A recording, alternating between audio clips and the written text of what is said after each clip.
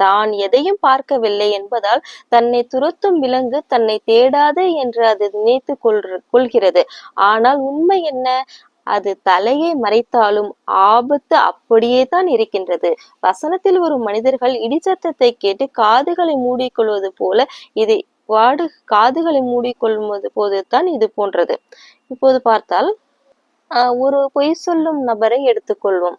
அதாவது பொய் சொல்லும் நபர் என்றால் இந்த உலகில் நாம் அனைவருமே பொய் சொல்லி கொண்டு தான் இருக்கின்றோம். இந்த வசனம் படிக்கும் பொழுது, எல்லா வசனங்களும் படிக்கும் பொழுது இது நமக்கான வசனம் என்றே நாம் படிப்போம். நிச்சயமாக இறைவன் இதை நமக்கு சீர்படுத்தி தர வேண்டும் என்பதுதான் நம்முடைய எண்ணமும் கூட.